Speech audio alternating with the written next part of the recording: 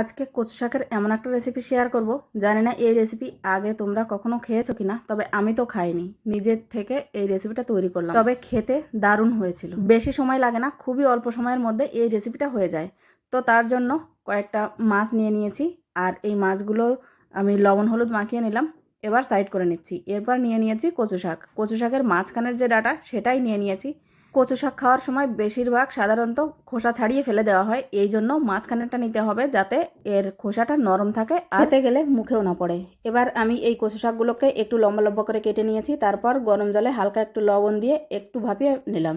খুব বেশিক্ষণ ভাপানো যাবে না, তাহলে কিন্তু এটা একদম গলে যাবে আর সবজিতে দিলে একদম নেতিয়ে পড়বে, সেক্ষেত্রে খেতে ভালো লাগবে না। তো এটাকে আমি জল ঝরিয়ে নিলাম। এরপর কড়াইতে সর্ষের তেল দিয়ে মাছগুলো দিয়ে দিচ্ছি। মাছগুলো এপিট ওপিট লাল করে বেশ ভালোভাবে ভেজে নেব, তারপর তুলে নেব।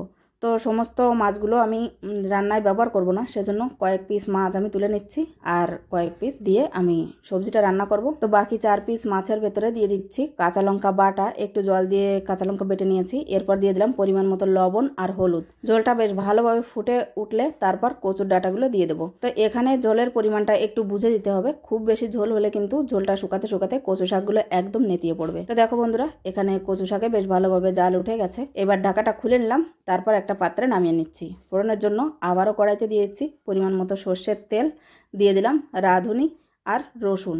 রসুনগুলো একটু বেশি পরিমাণ নিয়েছি আর একটু থেতো করে দিয়েছি, এতে করে সমস্ত সবজিতে রসুনের ফ্লেভারটা বেশ ভালো আসবে আর খেতেও খুব ভালো লাগবে। হালকা হাতে একটু নাড়িয়ে নিতে হবে আর মিনিট 2 থেকে 3-এর মতো একটু জাল করে নিতে হবে। সামান্য একটু চিনি দিয়ে দিলাম, তারপর সবজিটা নামিয়ে নেব।